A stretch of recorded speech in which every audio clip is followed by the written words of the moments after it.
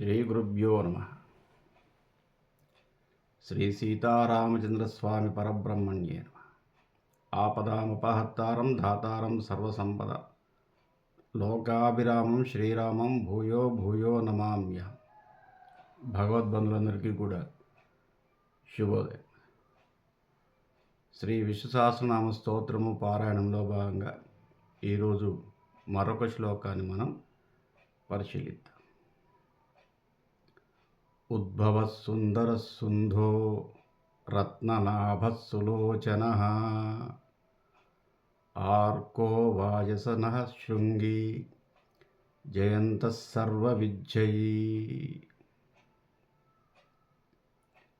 ఉద్భవ, భవము అంటే సంసారం. ఉద్ అంటే పైకి తేల్చువాడు.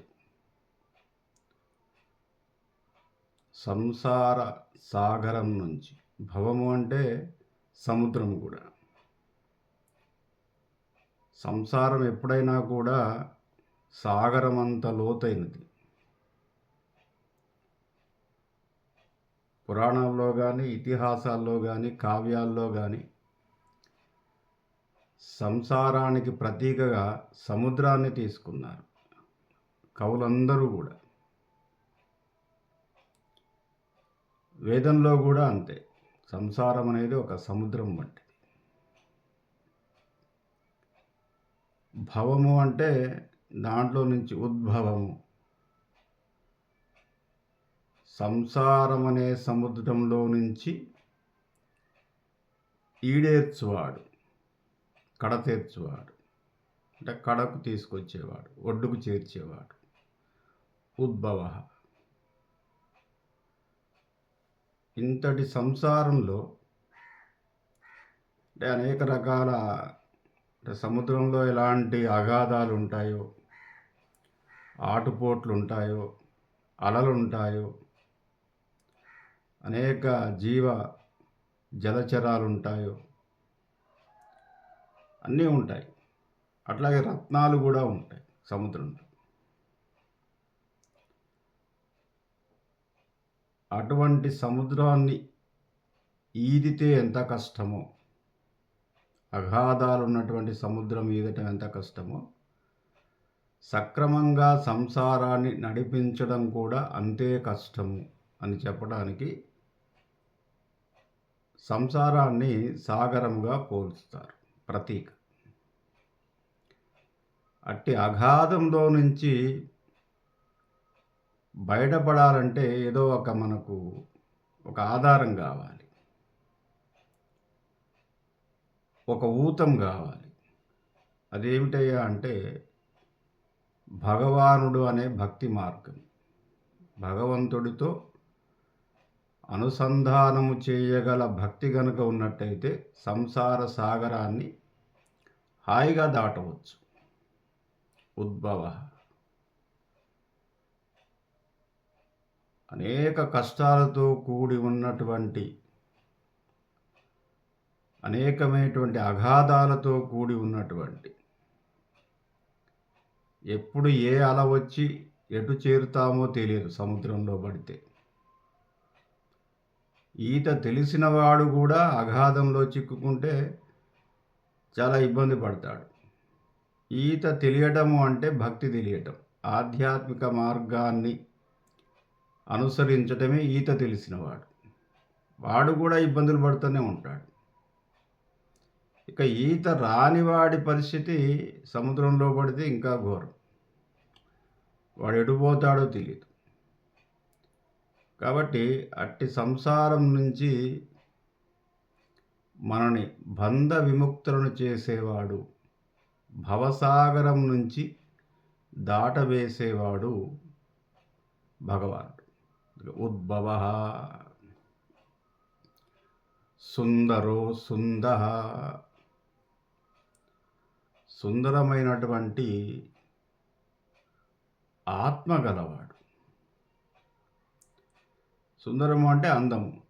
సహజంగా మనం అందము అంటే బాహ్య సౌందర్యాన్ని అందము అని మనం కానీ ఆత్మ సౌందర్యము వేరు. ఈ ఆత్మ సౌందర్యం ఎలా వస్తుందట అంటే కరుణ, దయ, జ్ఞానము, ధర్మము, సత్యం. ఈ 5 గుణాలు గనుక ఉన్నట్టయితే దాన్ని ఆత్మ సౌందర్యము అంటారు. అంతకు మించినటువంటి అందం లేదు. ఆత్మ సౌందర్యానికి మించిన అందం లేదు. అట్టి సౌందర్యాన్ని కలిగి ఉన్నవాడు భగవానుడు. అంతరాత్మ ఆయనే, పరమాత్మ ఆయనే కాబట్టి అత్యంత సుందరమైనటువంటి, ఇక బాహ్య సౌందర్యం కూడా అందమైంది ఆయనది. నీలమేఘ ఛాయతోటి ఉంటాడు. అత్యంత సౌందర్యమైనటువంటి అవయవాలు కలిగి ఉంటాడు. చూపుల్లో కరుణ ఉంటుంది, మనస్సులో దయ ఉంటుంది, చేతలో ధర్మం ఉంటుంది, స్వరూపంలో సత్యం ఉంటుంది. ఇది ఆత్మ సౌందర్యం యొక్క లక్షణాలు.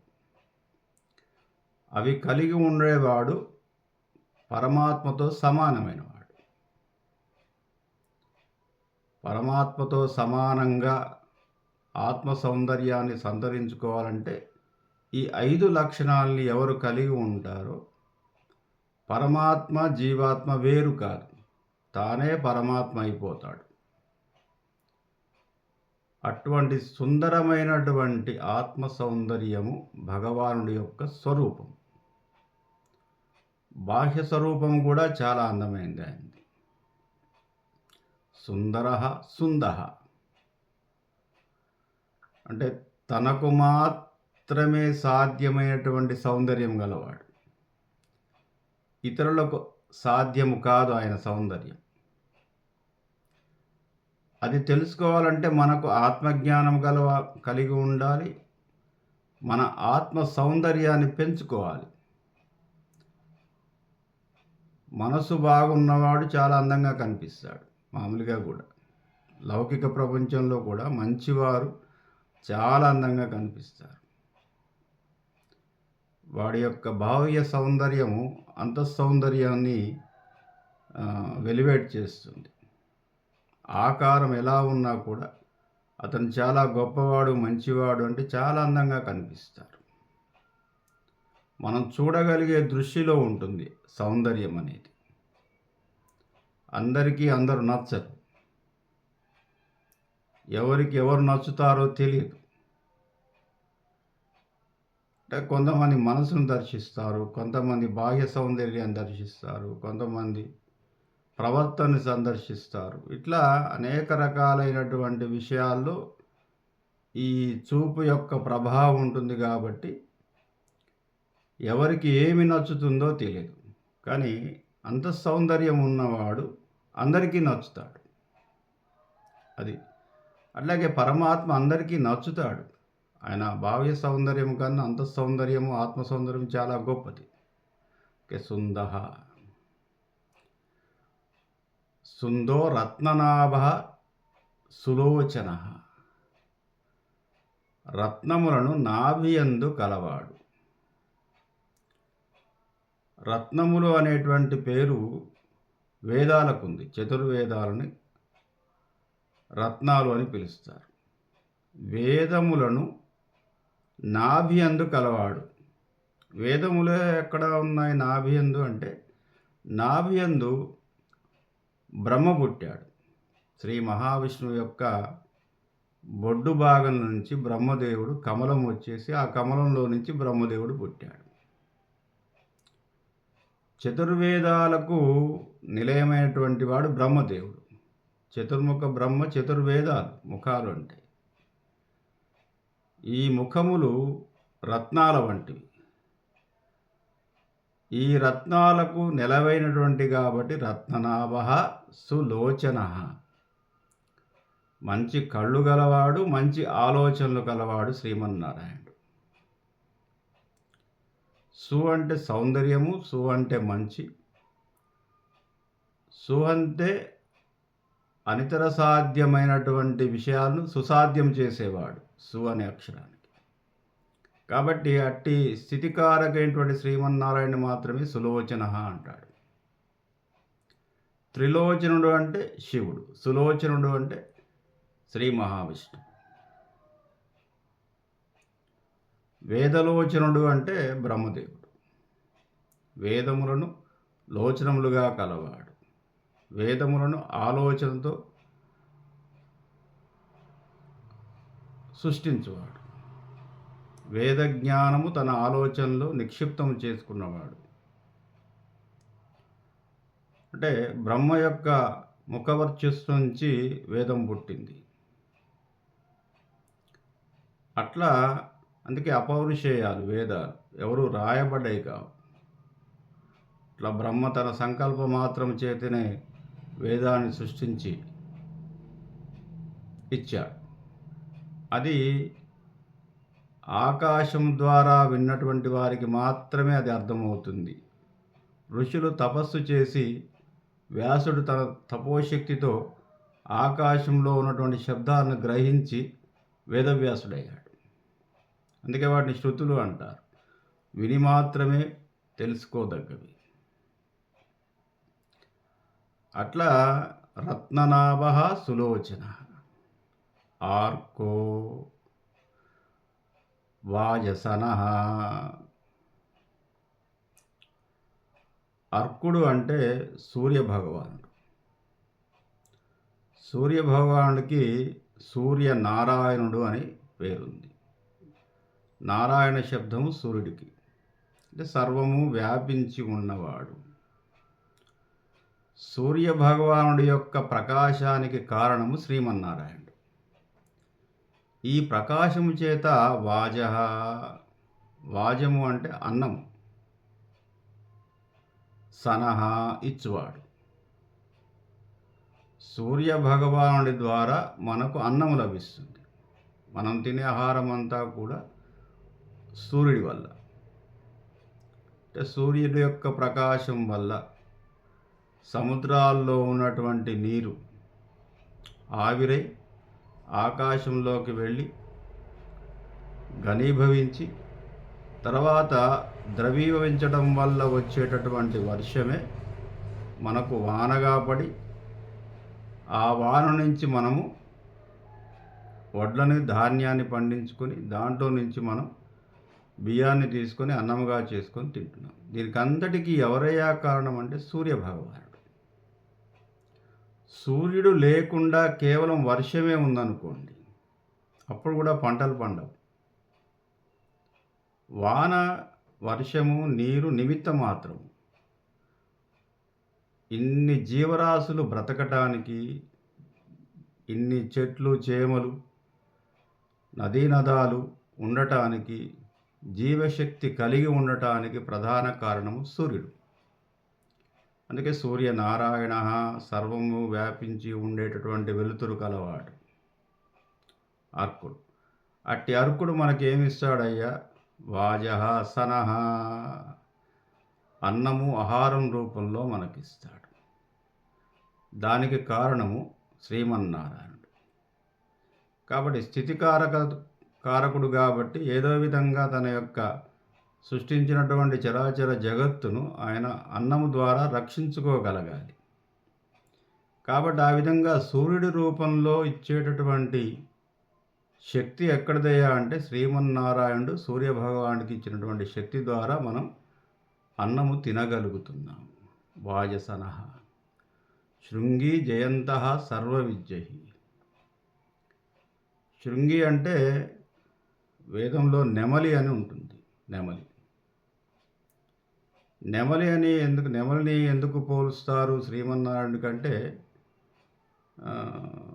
తనకు తానుగా సృష్టించుకుంటాడు, ఇతరుల యొక్క ప్రమేయం లేకుండా. నెమలి యొక్క గొప్పతనం ఏంటంటే అస్ఖలితంగా అది మరో నెమలిని సృష్టించగలుగుతుంది. మగ నెమలితో సంబంధం లేదు దానికి. అస్ఖలితం, సంపర్కము లేకుండా గర్భాన్ని ధరించి మరొక నెమలిని సృష్టిస్తుంది నెమలి. పురుష నెమలితో సంబంధం లేదు. అందుకే శ్రీకృష్ణ భగవానుడిని అస్ఖలిత బ్రహ్మచారి అంటారు. స్ఖలనం లేకుండా బ్రహ్మచారి ఆయన. దానికి చిహ్నంగా ఏం చేస్తాడంటే ఆయన నెమలీకలను తలలో ధరిస్తాడు.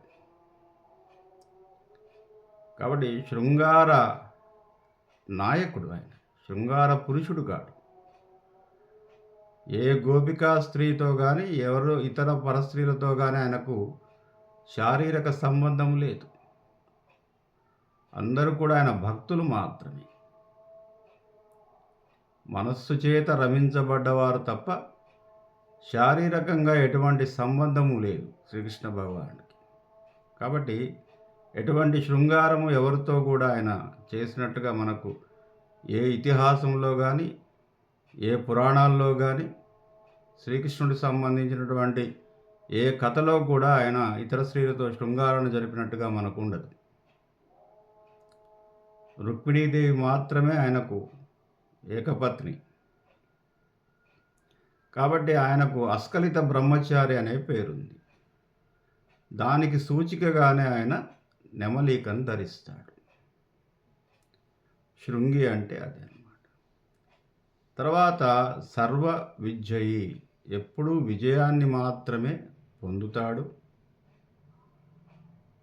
విజయకాంక్ష ద్వారా ధర్మాన్ని రక్షిస్తాడు. ఒకవేళ ఆయన ఏదో ఒక సమయంలో ఓడిపోయినట్టుగా కనిపించినప్పటికీ ధర్మ సంస్థాపన కోసం మాత్రమే ఆయన ఓడిపోతాడు. కానీ చివరి విజయం మాత్రము భగవానుడిదే, అంటే ధర్మానిదే. ధర్మస్వరూపుడు, సత్యస్వరూపుడు భగవానుడు కాబట్టి చివరి విజయం ధర్మము గెలుస్తుంది, సత్యము గెలుస్తుంది. ఏ దేశంలోని చరిత్ర చూసినా చివరికి ధర్మమే గెలుస్తుంది. ధర్మము గెలిచినటువంటి కథలే ఉన్నాయి తప్ప అధర్మము విజయం సాధించినట్టుగా ఎక్కడా లేదు. ఒకవేళ సాధించిన అది తాత్కాలికమే. ఒకవేళ మంచివాడు ఓడిపోయినా కూడా అది మార్గదర్శకంగానే ఉంటుంది.